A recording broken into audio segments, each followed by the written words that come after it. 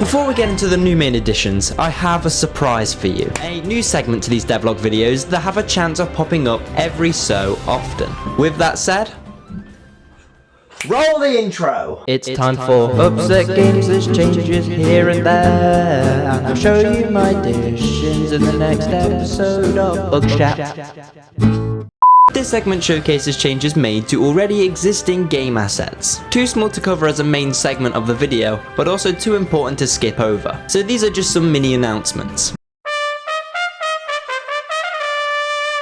The box. When we get into the main part of the video, you'll realise just how significantly broken the box really is. For the silly little morons who didn't watch my previous videos, the box can be moved by the human character and not by the alien. My previous method of doing this was making the box heavier than any movable object, otherwise known as the weight of your mother, to make sure the alien cannot move it. But Oliver, didn't you consider the effect this would have on the physics around it and the absolute certain regret you'd feel once you realised how broken the box is? No, dear viewer, I did not, because I am what the average everyday human would call an idiot. I didn't even have a backup solution in mind, which was already brilliant news, which was made worse when the things I did come up with failed miserably. For example, making the rigid body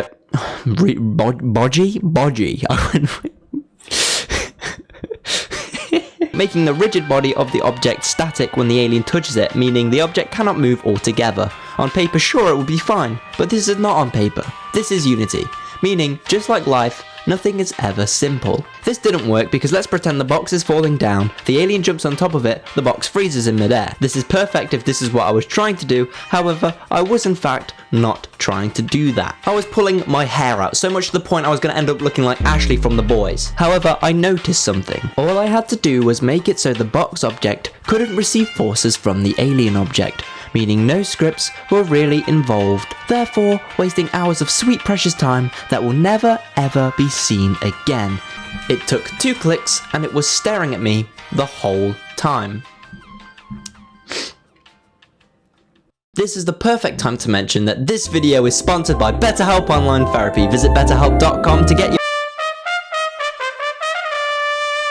The Rager.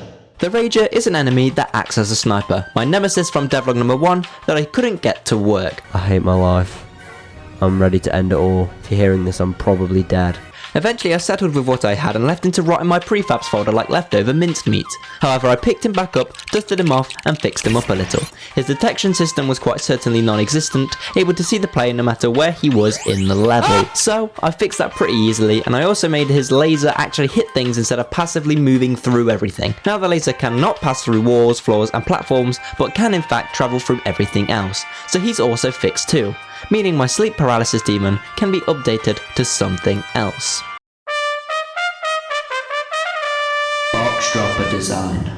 Then I changed the design of the box dropper. Something about its design since I first created it didn't really sit right with me. It was clunky, ugly, it made my brain go no. So I came up with a more creative and innovative solution. Introducing glass box. Not just any glass box with flaps. Not just any flaps I made myself using joint components. That's right, by myself, with no help. Can you believe it? Neither can I. Why? Because I'm a certified dumbass. The box is made of 4 parts. The bottom, the shell, the glass, and the right and left flaps. The glass is separate so I can set it to a layer something separate from the others, as well as a lower opacity. Opacity? Am I saying? I hope I'm saying that right. I've always just called it opacacy. I can't read. I then connected the flaps to the bottom of the shell with hinge components so they could swing freely when touched. I connected those flaps to each other with relative joint components to keep them upwards until the box is dropped, forcing them apart, to then recorrect themselves. A much cleaner design to what was a disgusting to look at asset. Oh, and I made this cooler, just to throw that in there. I didn't really do too much. I mean, and that impact effect has to go as well, it's just vile. Well, with that said, that concludes the first Ugshat, so let's move on to the primary additions. During the Ugshat segment, I explained that I was forced to change how the box worked, and that's because of something I discovered. This is the cause of said discovery. I made a fan that can push objects in any given direction. Tony Stark from the hit Marvel Cinematic Universe is famous for learning from his mistakes. But much like William Ginter Reaver from Iron Man, well, I'm sorry. Tony Stark. Point being, I do not learn from my mistakes because I had another platform effector situation. If you still haven't caught on, I figured I'd have to code everything this fan does when in reality, Unity already did the hard work for me. Introducing Area Effector. It makes objects go and after an eternity adjusting the settings to make it work how I wanted, I had a fan. But that was just one of the many problems I had with this thing, because I also needed a way to show the player just how far it can push things. Enter the particle system.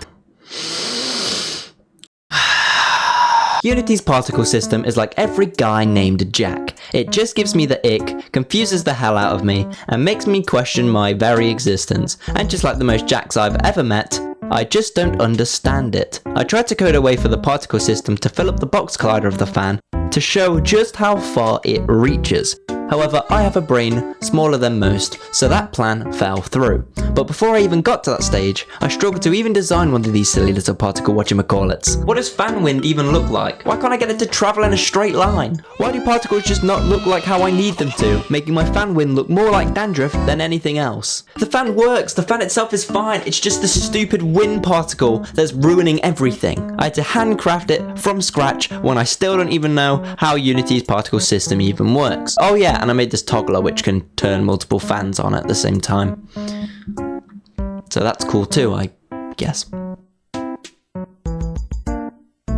In the game file, I call these things wall floor buttons.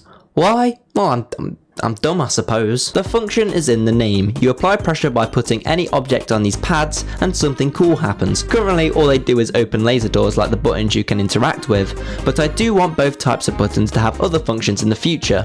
However, that's for another day, as I would like more content to farm views. Now, sticking with the theme of addressing the problems I had making this thing, it always comes down to the quirky little box collider. First off, it's too damn tall, meaning the player has to jump to get on it. Boxes and other objects struggle to get moved on top of it, and enemies can forget it entirely because they just get stuck. Box Collider was also a little problem child with my player too. Story time. Way back in September when I first designed when I first designed my character, past me must have thought, you know, I don't really feel like making sure the box collider makes contact with my player's feet at all times, because that sounds like a lot of work and I can't really be bothered. Thank you, past me. Very cool. You might be wondering, well, what's the big deal? It doesn't sound like that big of a problem.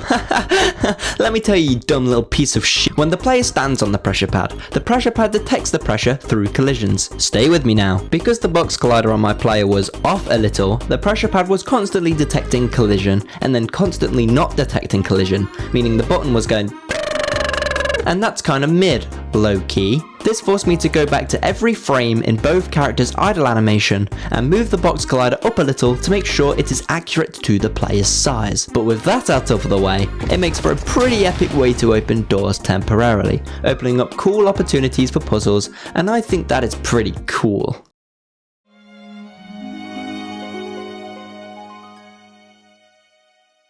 Finally, we got a new cool addition to the traps we've made so far. Now, if you know me, you know I like to be special. Yes, in more ways than one. Making unique traps and stuff is essentially fuel for my will to live, because it's just so damn fun. Sure, I have the odd spike and saw and whatever else here and there, but this is one of the more fun ones. I call it the compass trap. Why? Because it looks like a compass, I guess. The alien stands in it and the radius light changes from green to red. While this transition happens, it's like a warning to tell the player to get the f*** out of there, because when it hits red, it deals a heart of damage. From that point, while the player isn't protected by grace period, they lose more and more hearts as long as the machine detects them. Now again, I face problems with this thing, because I can never do anything right on the first try, because that would require brain power. This time it wasn't with the functionality of the asset, but more to do with the design, like the like the particle system, but different because it was actually with the physical design that I actually had control over and I was just being stupid. Before I had this little radius design to replicate light, it was just a flat circle and it was super duper dry and dull, like my personality. So initially I tried to create a pixel art design that would sit behind the radius circle. However, it being blocky and the circle being smooth, it didn't really work. At first I figured it didn't work because it had these edges sticking out, so I learned masking to cover it up. Masking is basically hiding any child components using the shape of the parent component. Think of the parent as a window and the child as like a big picture behind the window. You can only see the parts of the picture that show the window. Anything outside the edges of the window gets hidden. So if the picture is bigger than the window, aka if the child is bigger than the parent, you'll only see the part that fits inside. The rest is masked or hidden. With this, I was able to essentially trim the excess edges off the light sprite I made. However, it still kind of totally looked like shit. With that failing, I resorted to Unity's circle sprites and made a smoother, rounder version of the pixel art one I had previously, using the same colours. That combined with masking worked a treat, making this design a masterpiece. Huh? See what I did there? And I have to admit, I was supposed to add like some sort of visual, like a laser or a gun or something to show the player getting damaged, but so far I couldn't be bothered, which means it's up for debate. I think the idea of the player slowly getting microwaved to death is so goofy and I am all here for it. So until I stop being lazy, this is it for now. With all that said, this concludes the end of the video. Did I make you wait 2 months to show you a pressure pad, a fan, a proximity detection trap, and a rip-off PewDiePie theme song? Absolutely. And I have zero regrets. See you in 2 months. Zoom!